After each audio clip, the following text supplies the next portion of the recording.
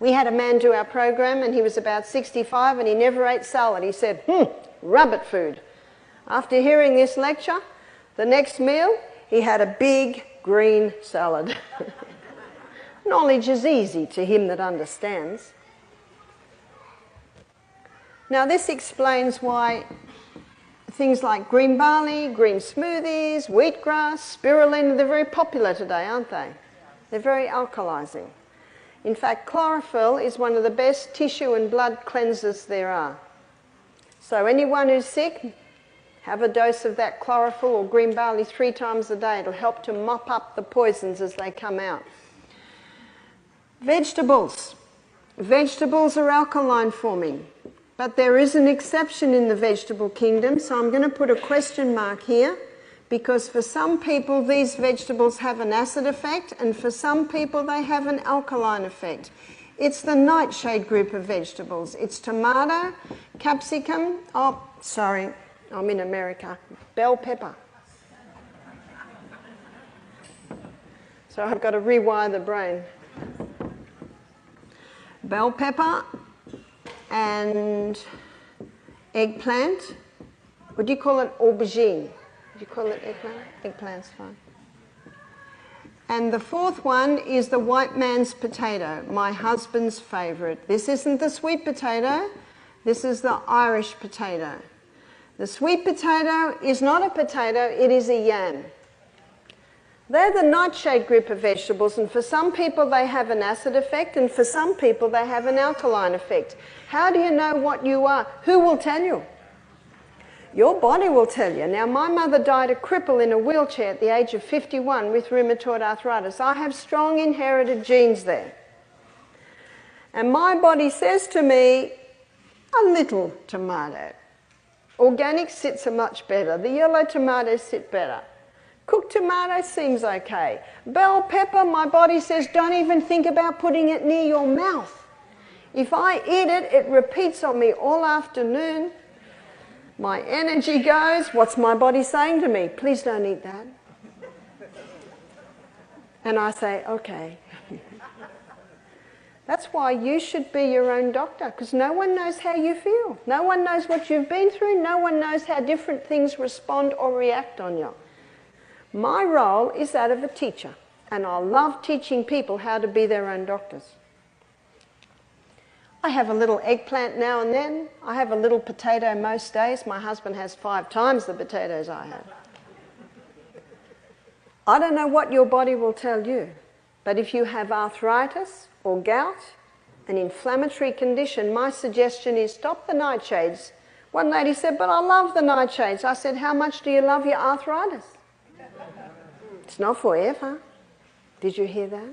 It's not forever. It is just until you conquer it. And I have seen many conquer their arthritis. Even in the 70s, I've seen the swollen joints go back to normal. Did you hear that? As a nurse, I would never have thought that possible. When you cook tomato with a fat, and I think the nicest fat to cook tomato with is olive oil. And this afternoon, I'm going to show you the wonders of olive oil. When you cook tomato with olive oil, it is a fat-soluble vitamin derivative of vitamin A. It's called lycopene. And lycopene is a potent antioxidant that can reduce the inflammation of the prostate gland. So every man over the age of probably 40 should be having a cooked tomato and olive oil dish maybe 3 times a week. The Italians knew what they were doing. A lot of their food is based on that slow cooking.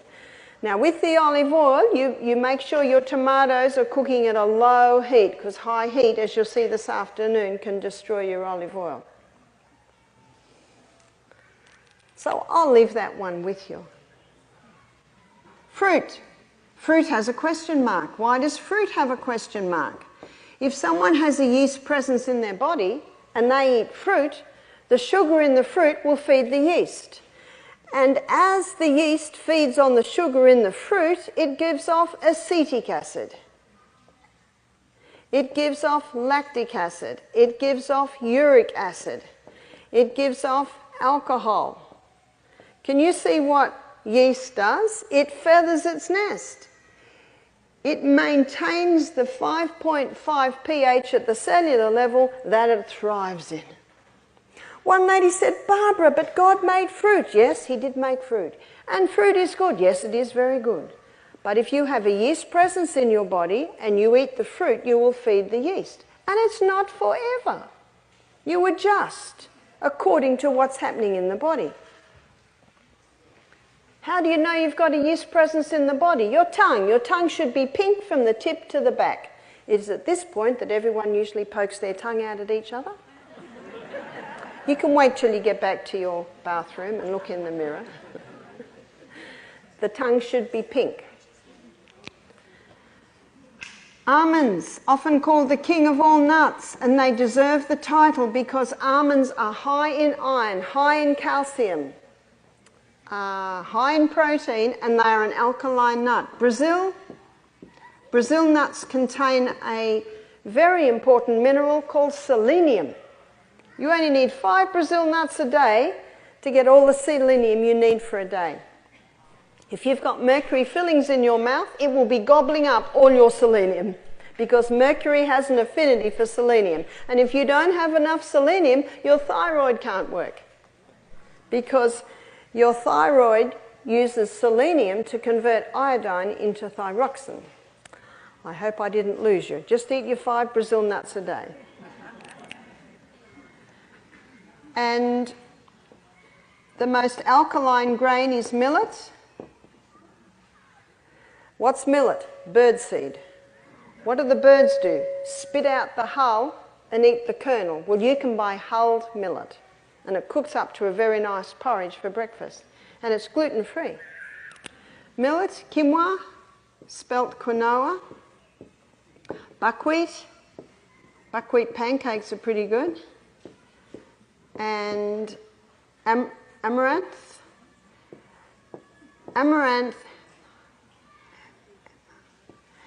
Amaranth is a grain that's not very well known. It's becoming very popular because it's a gluten-free grain. Spelt is not totally gluten-free, and kamut, but these are both gluten-free grains. Now, at this point, I'd like to give you the wheat story. This is the wheat that God made. It's called Enkhorn. And Enkhorn wheat had a very fragile protein or gluten structure. That's important because when it's fragile, it starts to be broken up with the grinding, with the cooking, with the chewing, with our enzymes, easily absorbed. It's not sure when, but probably a couple of thousand years ago, they estimate that Enkhorn did a wild hybrid with a field grass, and that produced the Emma strain of wheat. And it's not quite as fragile, but it's still fairly fragile. In the 1950s, Dr. Norman Bulag and a team of scientists in Mexico put Emma wheat through intensive crossbreeding. Why did they do that?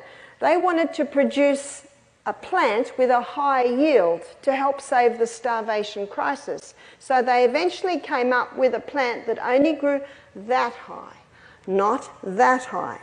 Because if it had a high yield that high, the stalk would break. So they crossbred it to get a thick stalk, and it would only grow that high. Have you noticed? And those who are probably in their 60s and above, do you remember what wheat used to be? This high. That's now called the ancient grains. These are called the ancient grains. Now, one farmer told me he can get 10 times more grain per acre with this new wheat. No wonder they love it. Now, this hybridized wheat, by the way, Dr. Norman Bulag got a Nobel Prize in 1969 for what he did. So in the 1970s, notice the time frame, that wheat went worldwide. So by the 1990s, every cereal, every pasta, every bread, every pretzel, every donut is made out of the hybridized wheat. The farmers love it, no wonder. But what did it do to the wheat? Tomorrow, when I talk about diabetes, I'm going to show